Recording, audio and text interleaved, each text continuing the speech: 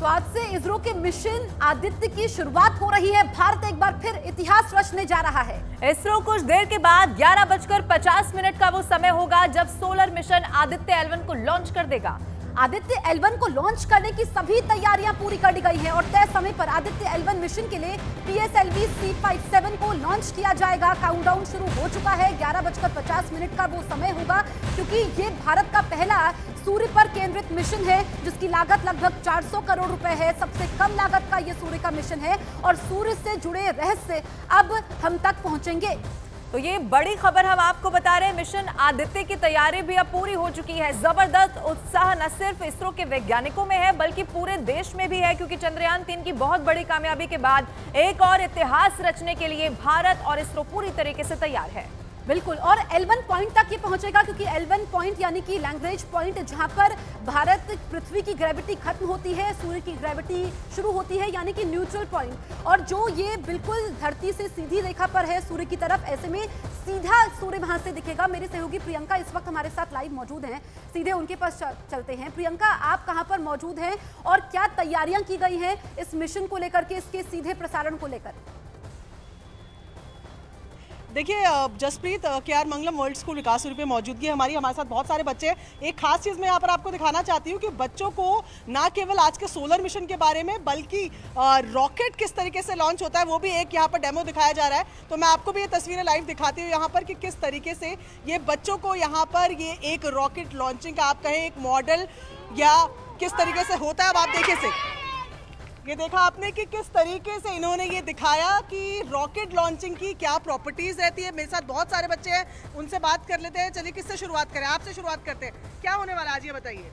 आज आदित्य L1 1150 को launch होएगा और ये हमारा इंडिया का फर्स्ट मिशन है। हाँ, ये कोरोना की लेयर को, हाँ, कोरोना जो कि बहुत थिकेस्ट, हाँ, और सबसे ज़्यादा हीट प्रोड्यूस करती है सन में। हाँ, और हम इस मिस्ट्री को भी सॉल्व करेंगे कि कोरोना लेयर जो है वो सन के सरफेस से और इतनी हीटेड क्यों है। ठीक है, वरना क्या होता है, अंदर बहुत गर्म होता है, फिर आते आते वो ठंडा हो जाता है। पर यहाँ उल्टा है। हाँ। और सन बहुत एक इंटरेस्टिंग चीज़ है जिसको हमको स्टडी करना चाहिए। आपके पास तो मैंने देखा आपने तो कई शीट्स भी रखी हुई थी अपने साथ। देखिए पूरी तरीके से तैयार बच्चे यहाँ पर आदित्य L1 मिशन पर इन्होंने पूरी अपनी PPTs वगैरह तैयार की हुई हैं। ये इसरो की जो है, आप बताइए क्या मिलेगा आज के मिशन से?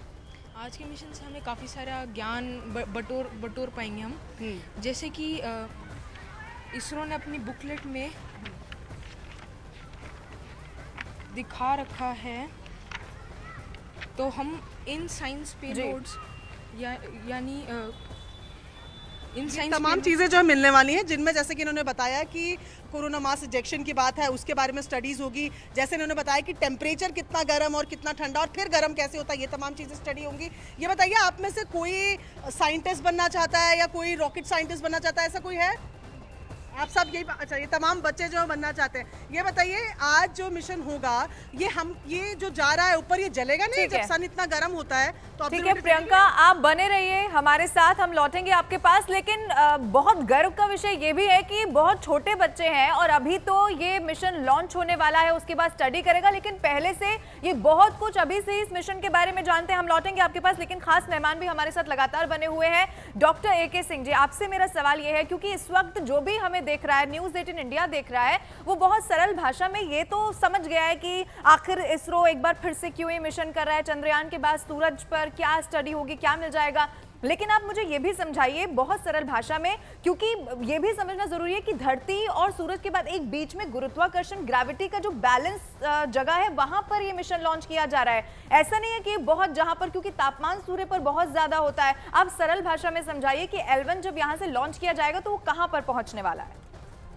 देखिए, जो आपने कहा L1 जो लैग्रेंज पॉइंट L1 है, ये वहाँ तक जाएगा। वहाँ पे पहले भी कई बार बता चुके हैं कि वहाँ पे सूरज और धरती की जो ग्रेविटेशनल फोर्स है वो आपस में बैलेंस करेंगी और वहाँ पे क्या है, बहुत थोड़ी सी एनर्जी के साथ ही जो हमारा ये आदित्य है ये वहाँ मूव कर पाएगा और वहाँ पे ये एक हेलो एरिया बनता है जहाँ पे ये रहेगा।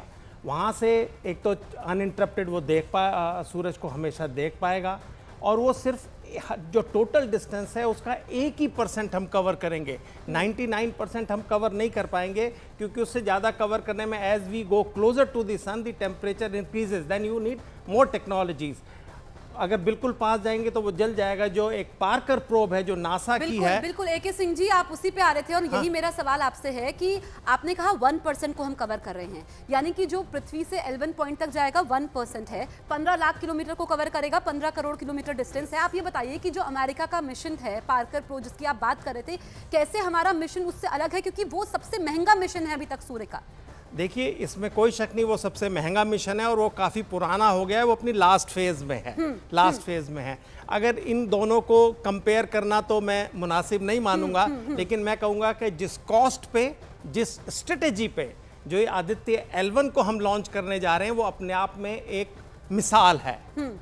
लेकिन बहुत सी जानकारियाँ हमें अब तक पार्कर प्रोब से मिली हैं जिनसे बड़ा फ़ायदा है। जैसे पहले कहते थे कि वहाँ पे जो एमिशंस है वो एक बड़े होल से होता है, ब्लैक होल से, लेकिन पार्कर प्रोब ने बताया कि नहीं, ये कुछ छोटे छोटे होल्स हैं जो वहाँ पे ब्लैक होल्स हैं, वहाँ से भी एमिशन होता है। पार्कर प्रोब से पता लगा कि वहाँ पे डस्ट भी मौजूद है, वहाँ पे जो एक स्विच ओवर्स हैं, जो ये हमारी रेडिएशंस आती है वो स्विच ओवर होती है मैग्नेटिक जो फील्ड्स,